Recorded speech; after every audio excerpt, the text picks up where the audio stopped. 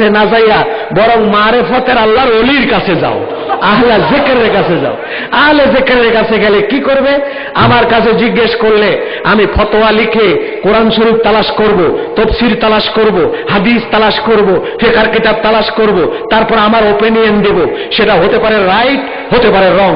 কিন্তু আল্লাহ ওয়ালাদের কাছে যখন জিজ্ঞেস করা হবে, আল্লাহ ওয়ালাদের কম্পিউটারে এখানে আলো আছে, এখানে সফটওয়্যার আছে, এটা দিয়ে আপনার কলমের সাথে জ্যাক দিয়ে দিবে, তাওয়াজ্জু দিয়ে দিবে, মুরাকাবা মুশাহাদার মাধ্যমে ফয়েজ দিয়ে, তাওয়াজ্জু দিয়ে, সফটওয়্যার ব্যবহার করে আপনার ভাইরাস অ্যাটাক আক্রান্ত কলবকে মনিটরিং করে দিনের পর দিন আস্তে আস্তে আস্তে আস্তে আস্তে আস্তে আপনাকে সুস্থ করে তুলবে। কলবের ভিতরে চেতনা নিয়ে আসবে, কলবের বোধশক্তি আসবে, সব ইমপ্রুভ হবে। একটা বিল্ডিং 100 বছর হয়ে গেছে, দেখবেন সে বিল্ডিং এর এখানে গোল হয়ে এতটুকু পড়ে গেছে, অতটুকু ধসে গেছে, অতটুকু ভিজে গেছে। ঠিক তেমনি মানুষের অন্তরের ভিতরে ড্যামেজ ধরে যায়। যখন ড্যামেজ হয়, কিভাবে এটাকে ইমপ্রুভ করা যায়? আপনার হাতের হাড্ডি, ভেতরে হাড্ডির কোনো অংশ ড্যামেজ হয়ে গেছে, হাত তুলতে পারেন না, ব্যথা করে, ডাক্তারের কাছে গেলেন, ডাক্তার কি বলবে? কোনো ওষুধ নাই, এটাকে ফিজিওথেরাপি দিতে হবে। প্রত্যেক দিন থেরাপি দেয়। আপনি কোন আমরা বুঝি না, আমরা বলি ভাই কারেন্টের শেক দিছে, কারেন্টের শেক আমরা বলি, বাট ফিজিশিয়ানদের ভাষায় ফিজিওথেরাপি। যখন থেরাপিটা কি জিনিসটা? থেরাপি হলো যে এখান থেকে উপরে গেলে, উপরে হলো আকাশ, তার উপরে সূর্য, তার উপরে মিল্কি ওয়ে, তার উপরে সিদরাতুল মুনতাহা, তার উপরে ভ্যাকুয়াম, মহাশূন্য।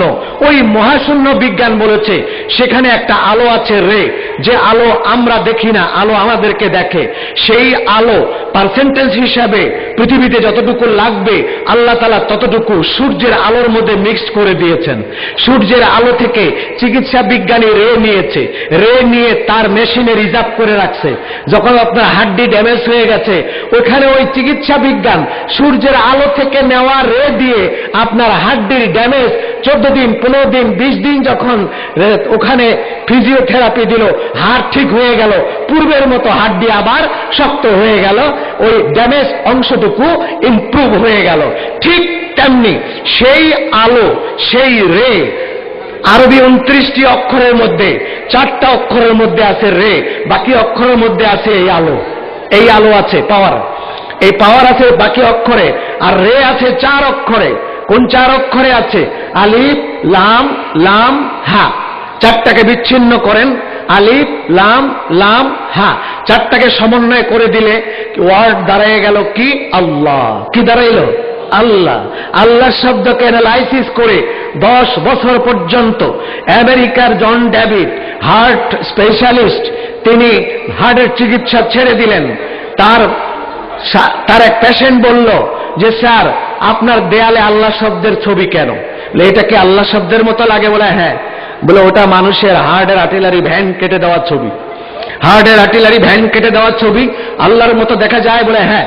উনি চিকিৎসা বাদ দিলেন, উনি মাদ্রাসায় ভর্তি হলেন, আরবি লেখাপড়া করলেন, 29 অক্ষরের মাখরাজকে আয়ত্ত করলেন, অর্থ আয়ত্ত করলেন, তিনি প্যাথোলজিতে ঢুকলেন, তার গবেষণাগারে ঢুকলেন, এই 29 অক্ষর নিয়ে গবেষণা করে পেলেন 4টা অক্ষরের মধ্যে আছে ওখানকার রে, বাকি অক্ষরের মধ্যে আছে আলো। কেউ যদি 4টা অক্ষর এক জায়গায় করলে শব্দ দাঁড়ায় আল্লাহ, আল্লাহ শব্দের মধ্যে রে আছে। তো এই রে দিয়ে কেউ যদি ওনার প্রেসক্রিপশনের অ্যাডভাইজিং জোনের মধ্যে লিখতে লাগলেন, যেটা আমরা ইন্টারনেটে সার্চ করে পাবো, সে অ্যাডভাইজিং জোনের মধ্যে লিখেছে the heart patient everybody should be language Allah drop to heart every day before sunrise and after sunset, then without operation heart clear. যদি কোনো মানুষ আল্লাহ শব্দ সূর্য ওঠার আগে এবং সূর্য ডুবার পরে, নট সানরাইজ, সূর্যের আলোতে নয়, সূর্যের আলো আসার আগে, সূর্যের আলো চলে যাওয়ার পরে আল্লাহ শব্দ যদি হার্টের সঙ্গে ড্রপ দিয়ে 1000 টাইম যদি উচ্চারণ করে, 1000 বার যদি উচ্চারণ করে, উইদাউট অপারেশনে হার্ট ক্লিয়ার হয়ে যাবে, হার্টে কোনো মিউকাস থাকবে না। আল্লাহ শব্দের মধ্যে রে আছে, সেই রে দিয়ে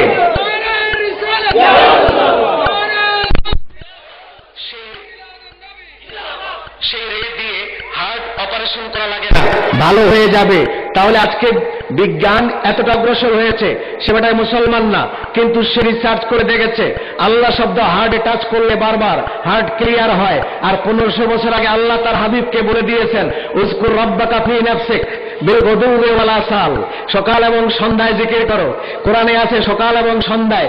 1500 বছর বিজ্ঞান খুঁজে পায়নি সকাল এবং তুমি দিনের বেলা জিকির করবা, 2 রে স্পার্কিং হবে, স্পার্কিং হলে তোমার মাথা নষ্ট হয়ে পাগল হতে পারো। সেই জন্য আল্লাহ বলছেন বিল গুদুওয়ি ওয়াল আসাল, সকাল সন্ধ্যা তোমরা আমার জিকির করবা। আল্লাহ রাসূল বলেছেন লিকুল্লি শাইইন সিকালাতুন সিকালাতিল কুলুবি যিকরুল্লাহ, প্রত্যেক জিনিস অপরিষ্কৃত হলে পরিষ্কার করার ব্যবস্থা আছে। কলব যদি অ্যাটাক হয়, কলব যদি অপরিষ্কার হয়, পরিষ্কার করার একমাত্র হাতিয়ার হচ্ছে আল্লাহর জিকির। একমাত্র হাতিয়ার কি? আল্লাহর জিকির। কেন? আল্লাহর জিকিরের মধ্যে রে আছে, তা আল্লাহ নবী জানতেন। সেই জন্য আল্লাহর নবী বলেছেন তোমরা জিকির করো, তোমরা জিকির করো। আর আমাদেরকে বর্তমান গোটা পৃথিবীর মূর্খ পণ্ডিতরা বলে জিকির নামাজি জিকির, কোরআন তেলাওয়াতি জিকির, আবার আল্লাহু আল্লাহু করতে হইব। এগুলো কোনো জিকির না। যেটা আমরা শুনেছি পিস টিভিতে, আমাদের ভারতবর্ষের বিখ্যাত একজন ব্যক্তিত্ব ডাক্তার জাকির নায়েক, তিনি এক সময় বলেছেন, আমি নিজে শুনেছি, যে এসব আল্লাহ আল্লাহ জিকির এগুলো ইসলামে নাই, নামাজ কালাম এবং হজ যাকাত কোরআন তেলাওয়াত এগুলোই উত্তম জিকির, আলাদা কোনো জিকির নাই। এখন দেখেন এক শ্রেণীর গ্রাম্য আমাদের দেশে আছে, এখানে নাই। গ্রাম্য মেয়েরা খুব লজ্জাবতী হয়, তারা কাপড় পরেছে পিঠ ঢেকে, যখন কোনো হুজুর দেখলো শরমটা বেশি হয়ে গেল, পিঠটা খুলে পিঠের কাপড় তুলে মাথার মধ্যে দিল। তা এখন কি ঠিক ডক্টর জাকির নায়েক এটাই করেছে, এই কথাটা বলে যে জ্ঞানের পরিবর্তে মূর্খতার পরিচয় দিয়েছে, যে জিকির যদি নামাজি হয়, আল্লাহ বলেছেন বিল গুদুওয়ি ওয়াল আসাল, সকাল এবং সন্ধ্যায় জিকির করো। তো নামাজ আমরা সকালে পড়বো আর সন্ধ্যায় পড়বো, দুপুরে নামাজ পড়বো কেন? কি জবাব কি এটা আসে না? আপনাদের কাছে কি মনে হয়? যদি তারা বলে জিকির একমাত্র এই নামাজ জিকির, তো তাহলে নামাজ জিকির করতে বলা হয়েছে বিল গুদুওয়ি ওয়াল আসাল, সকাল সন্ধ্যা, তাহলে নামাজ পড়বো সকাল আর সন্ধ্যা, জোহর আসর লাগে না? জোহর আসর গেল কোথায়? তো সুতরাং এগুলো হচ্ছে মূর্খ পণ্ডিত। আমরা শুনেছি মানুষকে বিভ্রান্ত করার জন্য ভারতবর্ষে নতুন আমদানি হয়েছে, যিনি বলেছেন আমরা নবী হতে পারবো না। যে বক্তব্য আমার নিজের কানে শোনা, আমরা নবী হতে পারবো না, তবে চেষ্টা করা যায়। এই শব্দটি কি ইমানদারের শব্দ? নবী হওয়ার জন্য চেষ্টা করলে কি ঈমান থাকবে? ঈমান থাকবে না। তিনি আরো বলেছেন রাম সে নবীও হতে পারে, সে নবী হতে পারে। এ ধরনের অনেক বিভ্রান্তিকর কথা বলার কারণে ভারতবর্ষ, আমরা বাংলাদেশ থেকে এখনো কিচ্ছু বলিনি, আমরা অবজার্ভ করছি। কিন্তু ইন্ডিয়া এবং পাকিস্তানের বড় বড় আলেমরা কুফরি ফতোয়া দিয়েছে যে এইসব কথা যার, তিনি কোনোদিন ইমানদার হতে পারে না। উনি ইংরেজি বলতে পারেন খুব ভালো। আমার সমাজের যুবকরা, কলেজে ইউনিভার্সিটি পড়ুয়া যুবকরা ইংরেজি শুনে, অফিসাররা ইংরেজি শুনে গদগদ হয়ে গেছে, আহারে ডক্টর জাকির নায়েকের ভক্ত হয়েছে। কিন্তু আপনারা কি জানেন যে ইংরেজি আমেরিকার কুত্তায়ও ভালো ইংরেজি কইতে পারে? আমেরিকায় যে কুকুর বসবাস করে এটাও ইংরেজি জানে। কুকুরের রোল কল হয়, কুকুরের স্কুল আছে, কুকুরের নাম ধরে তালিকা লিস্ট ধরে ডাকে, রোল নাম্বার 1, যেটা গলার মধ্যে 1 লেখা আছে ও হুক করে উঠে ইয়েস। রোল নাম্বার 2, যে কুত্তার গলায় 2 লেখা আছে ওটা ইয়েস করে উঠে। তাহলে কুকুরও ইংরেজি বোঝে। তো ইংরেজি বলা জ্ঞানের মাপকাঠি নয়। আরবি বলবেন, অনর্গল আরবি বলতেছে, এটাও জ্ঞানের মাপকাঠি নয়। সৌদি আরবে যে মেথর, সেও আপনার সাথে আরবি বলা যাবে, কিছুদিন মেথরগিরি করলেই আরবি শিখে। তো সুতরাং এগুলোর নাম কোন জ্ঞানের মাপকাঠি হলো ওইটাই কোরআন হাদিসের নির্যাস। অভ্যন্তরে সমুদ্রের পালিতে নয়, সমুদ্রের যাবতীয় ঢেউ জোয়ার ভেদ করে সমুদ্রের তলদেশে গিয়ে সেখানে দেখা যাবে সমুদ্রের মাটির নিচে কত রত্ন সেখানে লুকিয়ে আছে। কোথাও ডায়মন্ড পাবেন, কোথাও মুক্তা পাবেন। সেই রত্নগুলো সেখান থেকে মাসের পর মাস ডুবে ডুবে ডুবুরিরা সেটাকে তুলে আনে। সেটাই হচ্ছে মূল জ্ঞান, সেটাই কি মূল জ্ঞান। সুতরাং এই ভারতবর্ষে আল্লাহর নবী দোয়া করে গেছেন আমাদের ভারতবর্ষের লোকের জন্য। 6 হিজরিতে মসজিদে নববীর ছাদে উঠে রাসূলুল্লাহ বলেছেন, সাহাবীরা মনে রেখো আমি খুশি হয়েছি এই দিকে, আবার উত্তর দিকে দাঁড়িয়ে কাঁদলেন। সাহাবীরা বলেন, হুজুর এদিকে দাঁড়িয়ে কাঁদলেন, চোখের পানি মুছে পূর্ব দিকে দাঁড়িয়ে হেসে দিলেন, নাক দিয়ে লম্বা শ্বাস নিলেন। রাসূলুল্লাহ বললেন, উত্তর দিকে দাঁড়িয়ে আমার মনে পড়ল আমার কলিজার টুকরা হুসাইনকে উত্তর দিকে কারবালায় জবাই করা হবে, এই জন্য আমি কাঁদলাম। পূর্ব দিকে দাঁড়িয়ে আমি খুশি হয়ে গেলাম। পৃথিবীর একমাত্র একটি অংশ হচ্ছে এই পূর্ব দিকে ভারতবর্ষ, যেখানকার মানুষ এত নরম, যেখানকার মানুষ এত সফট হবে, এত নরম হবে, এত ভদ্র হবে, এত জ্ঞানী হবে, যাদের কাছে যুদ্ধ বিগ্রহ করা লাগবে না। আমি 83 বার যুদ্ধ করেছি এই শক্ত মরুভূমি আরবের লোকদের কাছে, যার পর ইসলামকে এতটুকু আনতে পেরেছি। কিন্তু 1400 বছর পরে ওই দেশের মানুষের সঙ্গে যুদ্ধ বিগ্রহ করতে হবে না, তারা শুধু আমার ওলিদের মুখে আমার নাম শুনে মুসলমান হয়ে যাবে। আজকে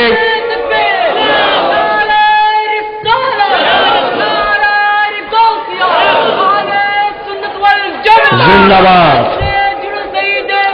जिंदाबाद जिंदाबाद जिंदाबाद। আজকে কোনটা বলছিলাম?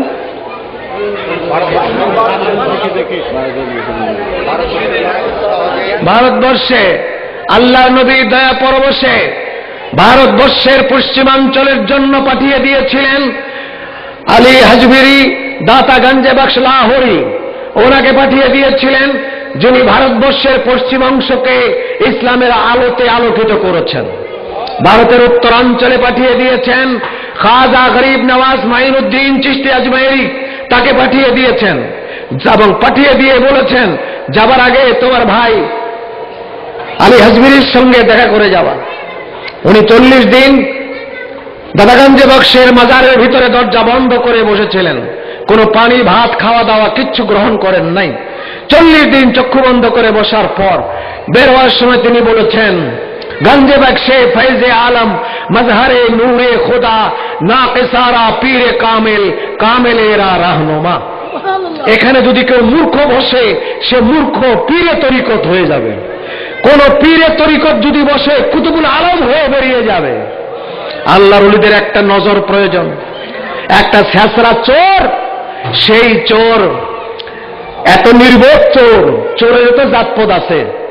যে চোর গাউসে পাকের ঘর চুরি করতে যায়, সেই চোরের চেয়ে নিম্ন জাতের চোর আর আছে? এত নিম্ন জাতের চোর গাউসে পাকের ঘরের ভিতরে ঢুকেছে চুরি করতে, চুরি করে গাট্টি বাইন্দা রেডি হয়েছে, চতুর্পাশে ঘুরতে ঘুরতে সারা রাত চলে গেছে, দরজা পায় না। গাউসে পাক তাহাজ্জুদের সময় উঠছে, অন্ধকার ঘর, উঠে হাত দিয়ে দেখে মানুষ। কে বাবা, কে কে তুমি কে? বলে, হুজুর আমরা মাফ করেন।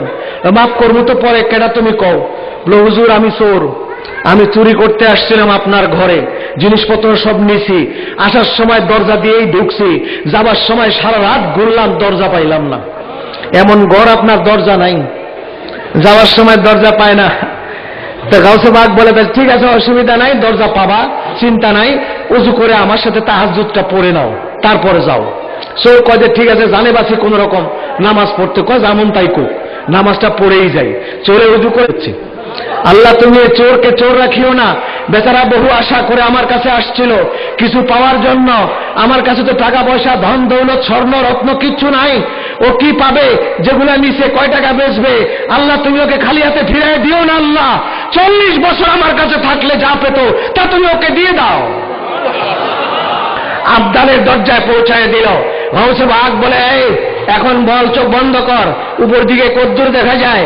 বলে, গাউসে পাককে বলেছে, হুজুর উপর দিকে আমি সিদরাতুল মুনতাহার বড়ই গাছের পাতার মধ্যে আপনার নাম দেখতে পাই। আচ্ছা ঠিক আছে বাবা, আর একটু তাহলে চেষ্টা করো। আবার একটু চেষ্টা করেছে, আল্লাহ পাকের নূর দেখতে পেয়েছে, 70,000 নূরের পর্দার রং দেখতে পেরেছে। বলে, এইবার তুমি চলে যাও, আমার কাছে 40 বছর খিদমতে থাকলে যা দিত আল্লাহ তোমাকে এক মুহূর্তে তোমাকে তা দিয়েছে, আমার কাছে থেকে লাভ নাই, তুমি মানুষকে ওলি বানিয়ে দাও। যে ছেঁচড়া চোর আবদাল পর্যন্ত হয়ে গেল, এখন তাকে চোর বলাও গুনার কাম।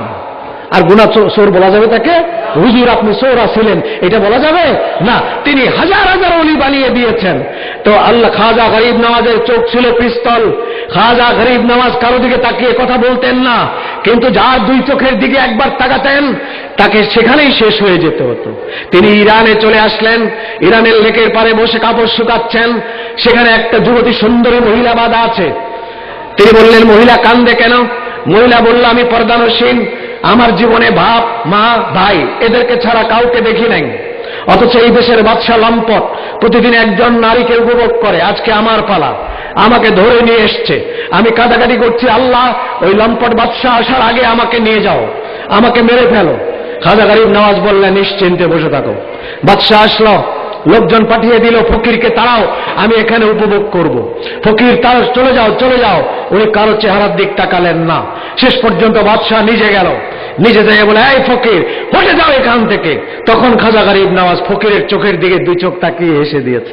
ফকির ঘোড়ার পিঠ থেকে তুরুস করে বাদশাহ পড়ে গেল। ঘোড়ার পিঠ থেকে পড়ে মুখের রস চলে আসলো, কাটা কবুতরের মতো লাফাচ্ছে। খাজা গরিব নওয়াজ আল্লাহর নবীর দেওয়া ভাজা মুরগি একটু টান দিয়ে ছিঁড়ে ওর মুখে দিলেন, ভালো হয়ে গেল। ভালো হয়ে যাওয়ার পর বলছে, হুজুর আমাকে ক্ষমা করেন, আমি আর জীবনে কাজ করব না। বলে, না, যে কাজের জন্য মেয়েটাকে তুমি এনেছ ঠিক সেটাই করবে, তোমার উদ্দেশ্য সাধন হবে, কিন্তু তার আগে কিছু ফর্মালিটিস আছে, তা তুমি করে নাও। মেয়েটার বাঁধ খুলে দিয়ে নিয়ে আসো। বাঁধ খুলে দিয়ে নিয়ে আসলো। দুইজনের হাত একখানে করে বলল, তোমাদের দুইজনকে যদি আমি বিবাহ পড়িয়ে দেই তোমরা কি রাজি আছো? দুইজনে বলল, জি হুজুর আমরা রাজি আছি। উনি দুইজনের বিবাহ পড়িয়ে স্বামী স্ত্রী বানিয়ে দিলেন। এবার তোমার স্ত্রীকে তুমি নিয়ে যাও। ওই বাদশা শাহনশাহ ইরান, ইরানের বাদশা তৎকালীন সবচেয়ে ধনী দেশ, সেই বাদশা খাজা গরিব নওয়াজের দুই পায়ের তলা বুকে নিয়ে কেঁদে দিয়ে বললেন, হুজুর আমার মসনদকে আমি চিরতরে বিদায় দিলাম, আমার বুকের ধন আপনার কদম আমি কোনোদিন ছাড়ব না, আমি মসনদের জন্য আর যাব না। তাইলে তুমি আমার সঙ্গে? হ্যাঁ, আপনার সঙ্গে আমি খাদেম হয়ে যাব। তো তোমার বউ নতুন বিয়ে করলা কে, এটা কি করবা? বলো, ওরে নিয়েই যাব আমি। দুইজনে মিলে খেদমত করলেন খাজা গরিব নওয়াজের শিয়রে তারা দুইজন এখনো ঘুমিয়ে আছেন। সুতরাং আল্লাহ ওয়ালারা আসছেন, আল্লাহর নবী পাঠিয়েছেন আল্লাহ ওয়ালাদেরকে।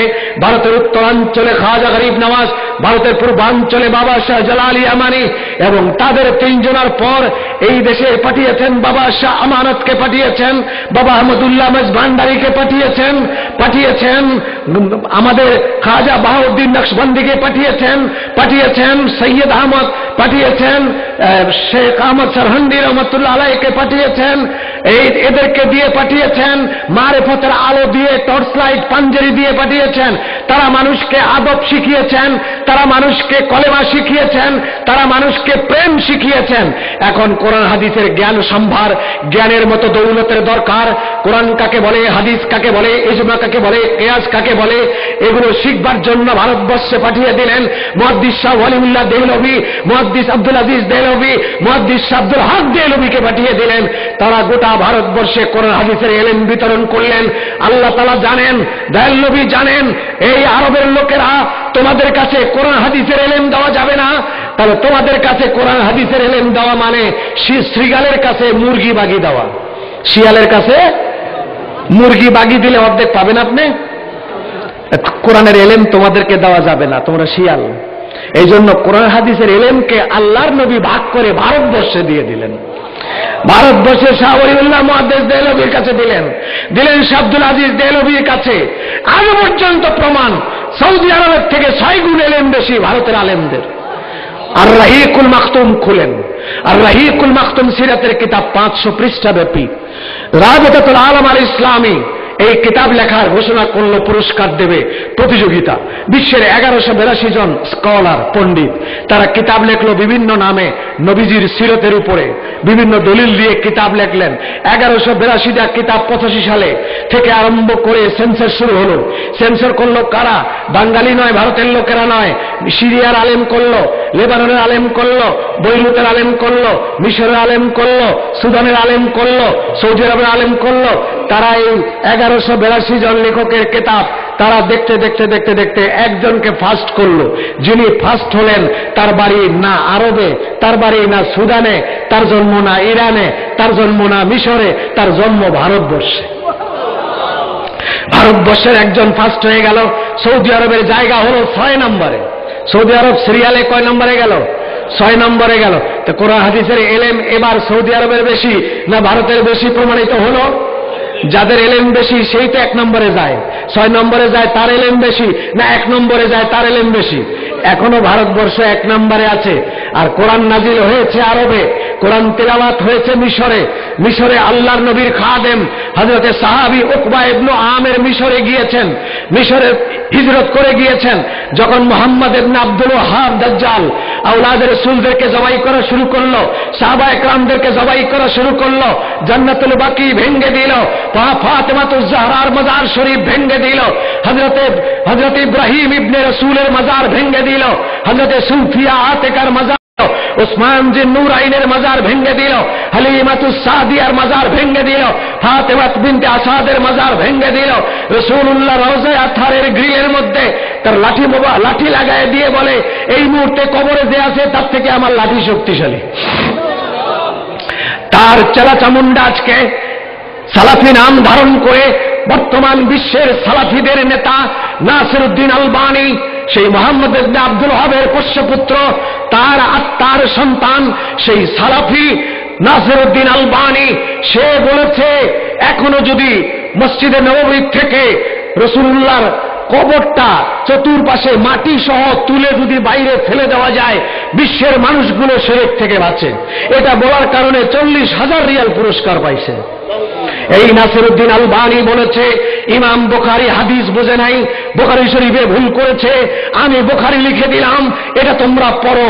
নূরের হাদিস ফেলে দিয়ে, মুহাব্বতের হাদিস ফেলে দিয়ে, বাকি সমস্ত ইশকে রাসূলের হাদিস ফেলে দিয়ে হাদিস লিখে বুখারী সংস্কার করে সৌদি আরবে বিক্রি করা হচ্ছে। মুসান্নাফি আব্দুর রাজ্জাকের মধ্যে নূরের হাদিস, জাবেরের হাদিস, সেটাকে ফেলে দিয়ে মুসান্নাফি আব্দুর রাজ্জাক রিপিট করে প্রিন্ট করে বিক্রি করা হচ্ছে। যে নাসিরউদ্দিন আলবানী বলেছে ইমাম বুখারী বুঝে নাই, সে হাদিস বোঝে না।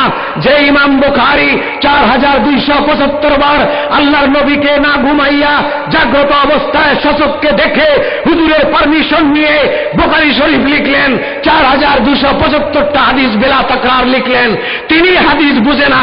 আর মালাউন নাসিরউদ্দিন আলবানী হাদিস বুঝে। জামে তিরমিজি, যিনি ইমাম বুখারীর উস্তাদ, আর ইমাম বুখারী তার উস্তাদ, বুখারীর মাপের কিতাব সিয়াসেত্তার তিরমিজি, যে ইমাম তিরমিজি বাবু মিলাদিন নবী সাল্লাল্লাহু আলাইহি সাল্লাম, আমার নবীর মিলাদ শরীফের আলাদা অধ্যায় লিখেছেন। ইমাম তিরমিজি বুঝে নাই। আজকে এই নাসিরউদ্দিন আলবানীর দালালরা, সালাফিদের দালালরা বাংলাদেশে পিস টিভিতে, এটিএনে, এনটিভিতে, সেখানে ডক্টর মনজুর ইলাহি, সে বলেছে মদিনার থেকে পাশ করে এসে ইমাম সিউতি ভুল করতে পারে, ইকরামা ভুল করতে পারে, মুজাহিদ ভুল করতে পারে, তিরমিজি ভুল করতে পারে, আমরা ভুল করতে পারি না। এই বেঈমান কারা এরা? এই মালাউনরা কারা? ঈদে মিলাদুন নবীর বিরুদ্ধে কোন কালের কোরআন শরীফের 6666 আয়াতের মধ্যে ঈদে মিলাদুন নবীর বিরুদ্ধে একটা শব্দও নাই। ৭৬ লক্ষ হাদিসের মধ্যে ঈদে মিলাদুন নবীর বিপক্ষে একটা শব্দ নাই। আসেন এবার দেওবন্দ দারুল উলুম, হাজী ইমদাদুল্লাহ মুহাজিরে মক্কি, কাসিম নানুতবি, ইয়াকুব নানুতবি, জুলফিকার আলী, তারপরে আপনার আনোয়ার শাহ কাশ্মীরি, তারপরে হুসেন আহমদ মাদানী, শাবালি থানভী, এরা হচ্ছে দেওবন্দ মাদ্রাসার প্রতিষ্ঠাতার থেকে 36 বছর পরে এদের থেকে সালাফিরা এসে ঢুকলো। এই সালাফিরা প্রোডাকশন কাদের? ইহুদিদের প্রোডাকশন মুনাফিক 470 জন। এই মুনাফিকদের প্রোডাকশন সালাফি। মুনাফিকদের প্রোডাকশন কারা? সালাফি। সালাফিরা দেওবন্দে এসে হাজির হয়ে গেল। দেওবন্দ মাদ্রাসা 2 জনকে কিনে নিল সালাফিরা। হুজুর এসে গেছে, একটু নারা লাগান ভালো করে। নারে তাকবীর, নারে রিসালাত, সওয়াদে আঞ্জুমানে সওয়াদে আজম। আমি বেশিক্ষণ আর সময় নেব না, হুজুর এসে গেছেন। যে কথাটা দিয়ে শেষ করতে চাই, কোনটা বলেছিলাম?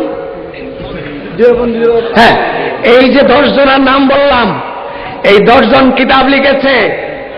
হাজী ইমদাদুল্লাহ মুহাজিরে মক্কি কিতাব লিখেছে ফয়সালায়ে হাফতে মাসাইল, 7টা সমস্যার ফয়সালা।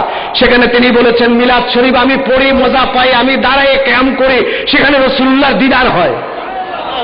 মুহাজিরে মক্কি লিখেছেন এই তার খলিফা শাহ আলী থানভী তার কিতাব নসুত্তিব ফি যিকরে নবী আল হাবিবের মধ্যে লিখেছে আল্লাহর নবীর মাথা থেকে পা পর্যন্ত পেশাব পায়খানা রক্ত গোশত সব নূর।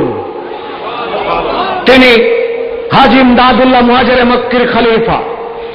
হুসাইন আহমদ মাদানী ইংরেজদের তাড়া খেয়ে সে সৌদি আরব হিজরত করে চলে গেল হাজী ইমদাদুল্লাহ মুহাজিরে মক্কির সাথে। সেখানে মদিনায় গিয়ে তিনি মাদ্রাসা পড়ান। সেই মাদ্রাসা পড়াতে গিয়ে তিনি কিতাব লিখেছেন শিহাবুস সাকিব। আর শিহাবুস সাকিব কিতাবের মধ্যে তিনি বলেছেন আল্লাহর নবীর আপাদমস্তক নূর। সেখানে তিনি নূর বলেছেন। আজকে দেওবন্দের পরিচয় দিয়ে যারা নব্য দেওবন্দি যারা বলে নূর বললে শিরক হবে, এরা মুশরিক, এদের পিছনে নামাজ হবে না। তোমাদের উস্তাদরা 10 জন, তাদের কোনো কিতাবে নূরের বিরুদ্ধে লেখা নাই, মিলাদের বিরুদ্ধে নাই, কিয়ামের বিরুদ্ধে নাই, ঈদে মিলাদুন্নবীর বিরুদ্ধে নাই, কোরআন শরীফে নাই, হাদিস শরীফে নাই। তোমরা পেলে কোথায়? এরা কারা?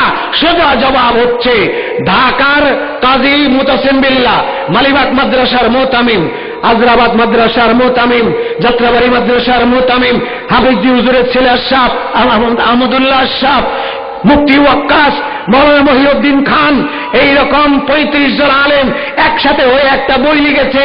বইয়ের নাম ঐক্যের ডাক।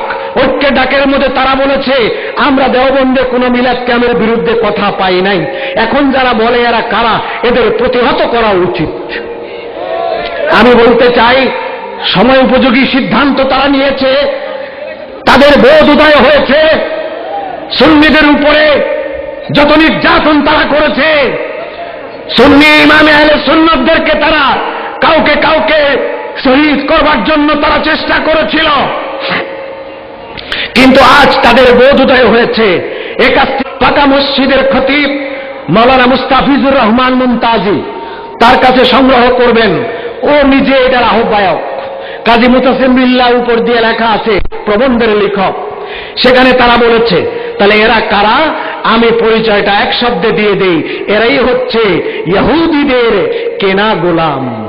এবং তাদের মিশন বাস্তবায়ন করার জন্য, মিশনটা কি?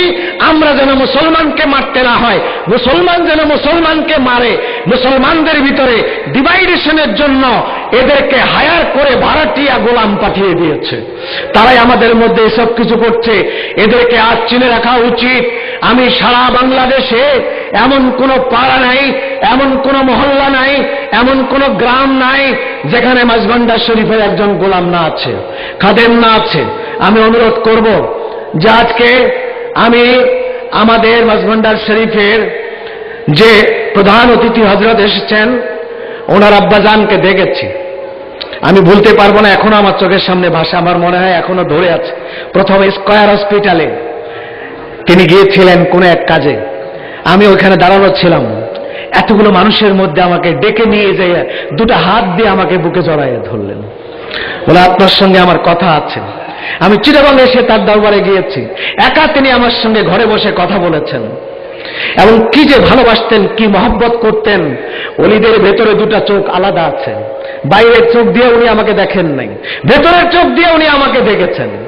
ওই ভেতরের চোখকে অস্বীকার করা যাবে না।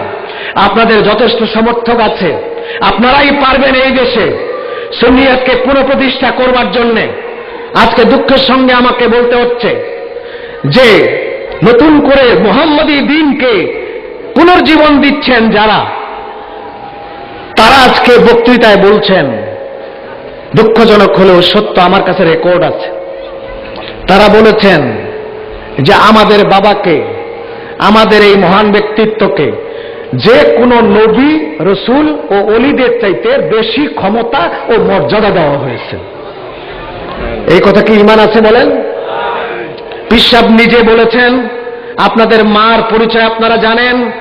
লোকেরা বলল না, উনি বলল আপনাদের মা ছিলেন হযরতে ফাতেমাতুজ জাহরা ছিলেন। উনি ফাতেমার স্বামী হয়ে গেলেন। যিনি মা ফাতেমার স্বামী বলতে পারে, যিনি বলতে পারে যে কোনো নবী ওলির চাইতে বেশি মুজিজা আমাকে দেয়া হয়েছে, আমরা তাদের কাছে কি ভালো কিছু আশা করতে পারি? তাদের কাছ থেকে আমাদেরকে সাবধান থাকতে হবে। এবং এই বিভ্রান্ত জাতিকে, এই পথহারা দিশেহারা জাতিকে আপনারা পারবেন একমাত্র দিশা দিতে। সারা বাংলাদেশে আপনাদের ফোর্স আছে, পাওয়ার আছে। একটি কাজ যেটা আমি বারবার বলে আসছি, সে কাজটি আজকে ওয়াজিব হয়ে দাঁড়িয়েছে। কি? 24টা টেলিভিশন দিয়ে তারা টাকা, কোটি কোটি টাকা বস্তায় ঘুরে নিয়ে বেড়াচ্ছে। যে অনুষ্ঠানে আমরা 50,000 টাকা দেই, সে অনুষ্ঠানে তারা 5 লক্ষ টাকা দিচ্ছে, দিয়ে মাগরিবের পরে পিক আওয়ারে অনুষ্ঠান নিচ্ছে। পিক আওয়ারে অনুষ্ঠান নিয়ে তারা আমাদের ঈদে মিলাদুন্নবীকে বলতেছে জন্মাষ্টমী।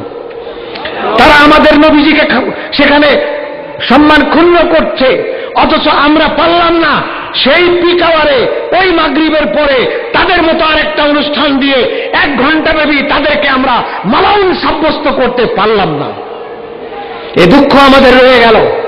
কিন্তু আপনি যদি মহান ব্যক্তিত্বের সেই নজর দিয়ে একবার চিন্তা করেন, একবার ইচ্ছা করেন, আপনাদের জন্য কোনো বিষয় নয় যে সুন্নিদের জন্য একটা টেলিভিশন দাঁড়া করাইয়া দেওয়া।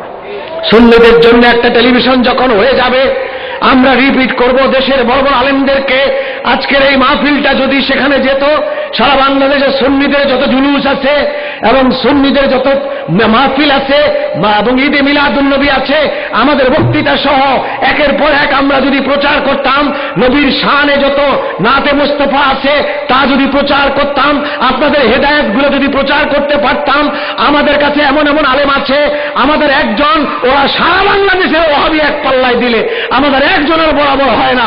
এত বড় আলেম আমাদের আছে, তাদেরকে দিয়ে যদি আমরা এই মাসলার জবাবগুলো আমরা দিতে পারতাম, কিতাবি জবাব, তাহলে বাংলার মানুষ 16 কোটি মানুষ পথ ফিরে পেত, 16 কোটি মানুষ ঈদে মিলাদুন্নবী ফিরে পেত, সিরাতুন নবীকে ভুলে যেত। এই বিষয়টি আমি দৃষ্টি আকর্ষণ করে আপনার খেদমতে উপস্থাপন করে আপনাদের দোয়া চেয়ে, হুজুর কিবলার কাছে দোয়া চেয়ে আজকের জন্য এখানেই শেষ করছি। আসসালামু আলাইকুম ওয়া রাহমাতুল্লাহি ওয়া বারাকাতুহু। এতক্ষণ পর্যন্ত আপনাদের সম্মুখে অত্যন্ত গুরুত্বপূর্ণ বক্তব্য উপস্থাপন করলেন আমাদের আজকের মাহফিলের সম্মানিত প্রধান বক্তা হযরতুল হজ মাওলানা শাইখ মোহাম্মদ নুরুল ইসলাম ফারুকী সাহেব। আমাদের মাহফিলে এসে উপস্থিত হয়েছেন আঞ্জুমানে সওয়াদাতুনের সম্মানিত উপদেষ্টা ডাক্তার মোহাম্মদ আবু মুর্শেদ। আমি তাকে আমাদের মঞ্চে আসন গ্রহণ করার জন্য বিনীত অনুরোধ জানাচ্ছি। সেই সাথে আমাদের মাহফিলের এই পর্যায়ে মিলাদ কিয়াম সহ মোনাজাত পরিচালনা করার জন্য করজোর অনুরোধ জানাচ্ছি আমাদের আজকের মাহফিলের সম্মানিত প্রধান অতিথি রাহনুমায়ে শরীয়ত তরিকত হাদি দ্বীন মিল্লাত শাহ সুফি সৈয়দ সাইফুদ্দিন আহমদ আল হাসানি ওয়াল হুসাইনি আল মাজবান্ডারি মাদ্দাজিল্লাহুল আলীকে মিলাদ কিয়াম সহ মোনাজাত পরিচালনা করার জন্য বিনীত অনুরোধ জানাচ্ছি। শায়ের হাফেজ মোহাম্মদ রফিকুল ইসলাম, শিক্ষার্থী, মাজবান্ডা রহমানিয়া মইনিয়া দারসে নিজামী মাদ্রাসা। আসসালামু আলাইকুম ওয়া রাহমাতুল্লাহি ওয়া বারাকাতুহু। গৌসুল আযম কর মদদ মেরে खुदा के वास्ते या फिर वली जल्दी खबर औफ मुस्तफा की वास्ते दयार कंदारे गहोसला सम्माजी बांडारे বিশ্বাসে করলে শরণ পাপি তাপি হয়দারি বন্ধারে ভান্ডারি বলে বলে বলে জীবনে বান্ধারি বন্ধারে বান্ধারি বলে বলে বলে জীবনে তোমার ভালোবাসা আমি রাখবো না ভান্ডারি করে দেবো জীবনে ভান্ডারি ভান্ডারি ভান্ডারি করে দেবো জীবন পাগলে বলে নিনে দুঃখেরা নিন্দা করুক তাদের বুকের ভিতরে আগুন লাগলে লাগুক পাগলে বলে নিনে দুঃখেরা নিন্দা করুক তাদের বুকের ভিতরে আগুন লাগলে লাগুক তবু ছড়ে বলা আমি তবু ছড়ে বলা বাবা তোমার দুচরণ ভান্ডারি ভান্ডারি করে বলে বলে জীবনে ভান্ডারি ভান্ডারি ভান্ডারি বলে বলে বলে জীবনে ভান্ডারি ভান্ডারি ভান্ডারি করে বলে জীবন। আসসালামু আলাইকুম ওয়া রাহমাতুল্লাহি ওয়া বারাকাতুহু।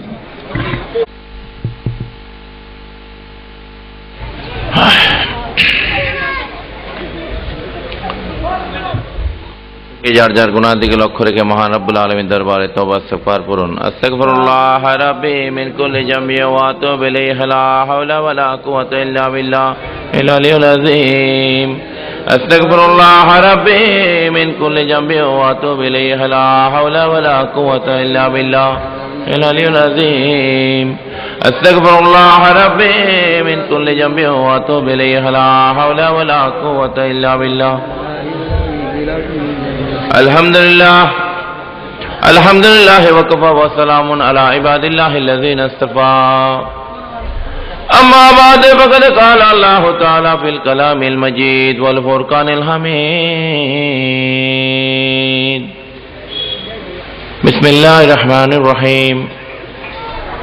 ওয়ালা আন্নাহুম যালামু আনফুসাহুম জাউকা ফাস্তাগফিরুল্লাহ واستغفر لهم الرسول لوجدوا الله توابا رحيما. صدق الله المولان العظيم وصدق رسوله النبي الحبيب الكريم ونحن على ذلك من الشاهدين والشاكرين والحمد لله رب العالمين. إن الله وملائكته يصلون على النبي يا أيها الذين آمنوا صلوا عليه وسلموا تسليما.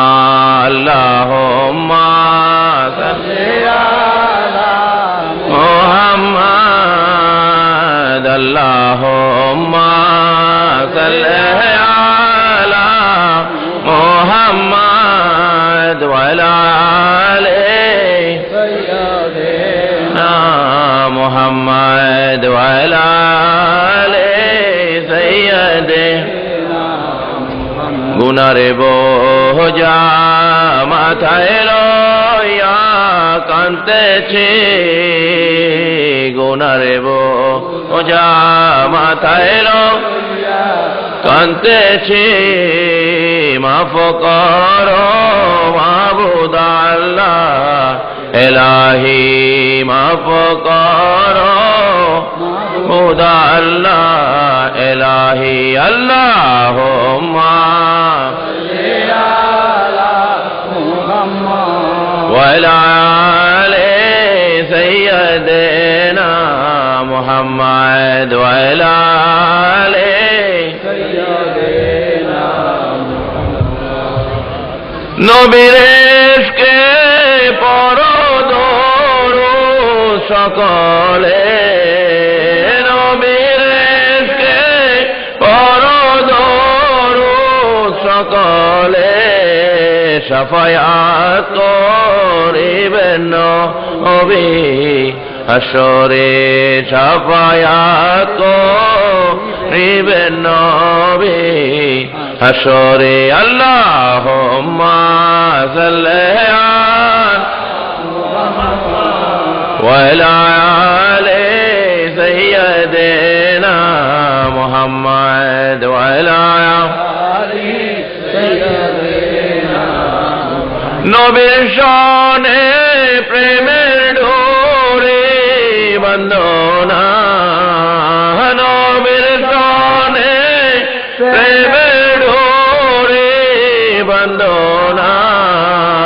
শয়নে স্বপনে দেখবা মদিনা শয়নে স্বপনে দেখবা মদিনা আল্লাহুম্মা সাল্লি আলা মুহাম্মাদ ওয়া আলা আলি সাইয়্যিদিনা মুহাম্মদ ওয়া আলা আলি সাইয়্যিদিনা উম্মতের কল্যাণে আলেন শরীয়ত উম্মতের কল্যাণে আলেন শরীয়ত তরিকত হাকিকত আরো মারিফত আল্লাহুম্মা সাল্লি আলা মুহাম্মাদ ওয়া আলা আলি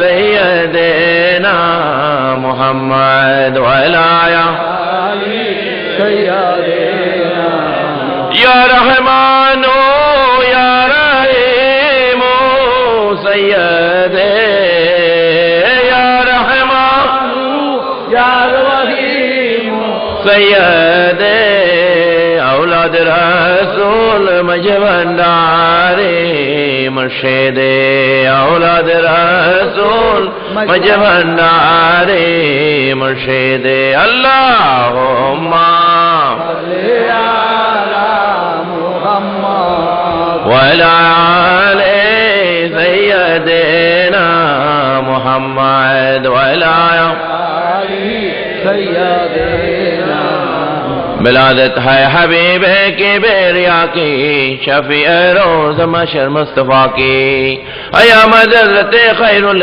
वरा की नबी ताजदारे अल अता की शायर फ़ज़ेक की रहमत खुदा की दरूद पाक से क्या क्या हुआ की सलातुन या रसूलुल्लाह सलामुन या हबीब अल्लाह अलैकुम सलातुन या रसूल अल्लाह अलैकुम सलामुन